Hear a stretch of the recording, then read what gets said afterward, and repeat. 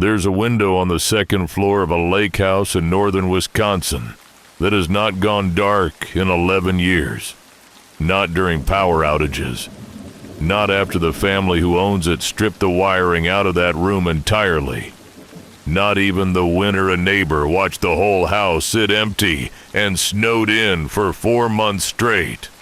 By the end of this video, you'll understand why that window still glows every single night and why the man who told me this story says he'll never go back to Langlade County again.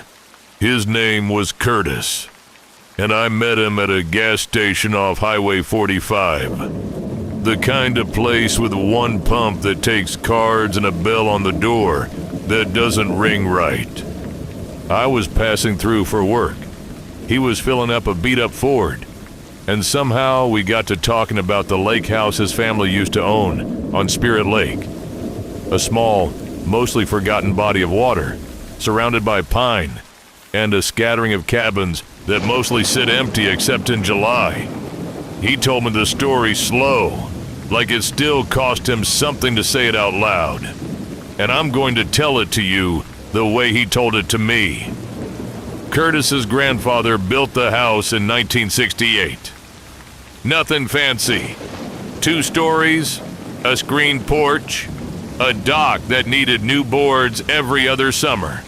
The family used it for 4 generations. Memorial Day to Labor Day. The kind of place where kids learn to fish, and adults finally stopped checking their phones because there was no signal anyway. Curtis said his favorite room growing up was the small bedroom at the top of the stairs, the one with a single window facing the water. His grandmother used to say that window had the best view on the lake, and for most of his childhood, that was true in every ordinary way. The trouble, as Curtis remembered it, started in the summer of 2013. His Aunt Denise was staying at the house alone for a few weeks that June, using the place as a kind of retreat after a divorce. She called Curtis's mother one night, sounding rattled, and said that the light in the upstairs bedroom kept turning on by itself. She'd go up, switch it off, come back down, and 10 minutes later it would be glowing again through the trees when she looked up from the dock. She checked the switch each time. It was off. She unplugged the lamp entirely on the 3rd night. The light kept coming back. Curtis's mother told her it was probably a wiring issue. An old house doing what old houses do, and Denise wanted to believe that. She left 2 days early anyway. The next summer, it was Curtis's turn to notice. He was 19, staying at the lake house with 2 friends for a long weekend, and on the 2nd night, he woke up around 2 a.m. needing water. He walked past that same upstairs bedroom. The door was shut, like always. Nobody was using it, and there was light coming out from under the door. A steady, warm, yellowish light, like a lamp left on. He remembers standing there for a long moment, telling himself it was just the hallway light, reflecting funny. Then he opened the door. The room was empty. No lamp on, no overhead light on, and the window, the single window facing the lake, was glowing, not reflecting the moon, not catching a light from a neighbor's cabin across the water, because Curtis checked. There was no other cabin close enough, and no moon that night at all. The glass itself seemed to hold a soft light inside it, like something lit from within the pane. He said it didn't flicker, it didn't pulse. It just sat there, steady, the way a lamp glows when you leave it on in an empty house and forget. Curtis backed out of the room, shut the door, and didn't tell his friends that night. He told himself he'd imagined it, that he was tired, that lake houses played tricks on people who grew up hearing their grandmother's stories. But the next morning, he went back up in daylight, and the window looked completely normal. Ordinary glass. A little foggy at the edges from age, like every other window in that house. He didn't go looking again for the rest of that trip. But 2 nights later, one of his friends, a guy named Adam, who didn't know anything about what Curtis had seen, came downstairs pale and quiet and asked if the house had some kind of automatic light system upstairs. Curtis asked him what he meant. Adam said he'd gone out to the dock around midnight to get cell signal, looked back at the house, and saw that upstairs window lit up like someone was in there reading. He said it was the only light on in the whole house. Over the next few summers, everyone else was already asleep. Family members would notice the light. This wasn't something happening only to him. Always at night. Never with any explanation that held up. An electrician came out in 2016 and rewired that whole section of the house, replaced the fixture, capped the wiring so there was no way for a bulb to draw power, even if someone flipped the switch. Curtis's father stood in that room with the electrician and watched him disconnect it completely. They tested it. Nothing worked. No light came on with the switch. Satisfied, they left. That night from the dock, the window glowed anyway. By this point, you might be thinking, okay, this is strange, but strange things have explanations. A night light someone forgot to unplug. A trick of reflected light off the lake. Something rational hiding just outside the story. And Curtis said his family thought the exact same thing for years. They joked about it at first. They called it Grandma's lamp, like it was a friendly quirk of an old house, something to laugh about over dinner. But the year everything changed was 2018, and that's when the joking stopped for good. That was the summer Curtis's grandmother passed away, in April, a few months before the family would normally have opened the lake house for the season. She'd lived in that house every summer of her adult life.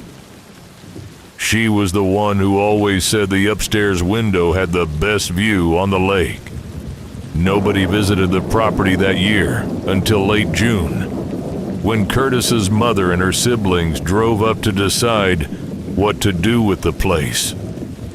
They said the house looked exactly the way it always did. Dusty, a little musty from being closed up, spiders in the porch corners. Except the upstairs bedroom didn't look closed up at all. Curtis's mother told him that when she opened the door to that room for the first time since her mother's funeral, the bed was made, not the way they'd left it. Folded blankets and stripped sheets for winter storage. It was made up fresh, like someone had slept there and tidied it that morning. There was a faint impression in the middle of the mattress, like someone had been sitting on the edge of it. And on the windowsill, there was a single reading lamp that none of them had ever put there. Unplugged, cord neatly coiled, sitting in the exact spot where Curtis's grandmother used to keep her own lamp decades earlier, back before the room had been renovated, and that fixture removed. Nobody in the family had gone up there in over 2 months. Curtis's mother didn't scream or panic, he said. She told him later she just stood in the doorway and started crying. Because for 1 second, standing in that room, she felt more like her mother was present than she had at the funeral. And that feeling scared her more than any ghost story could have. Because some small part of her wanted to believe it, wanted to sit down on the bed and talk to the room like her mother might still be listening. That was the last summer the family used the house. They didn't sell it right away. It sat empty for almost 2 years, through a Wisconsin winter with snowdrifts that buried the porch steps, through a spring flood that took out part of the dock.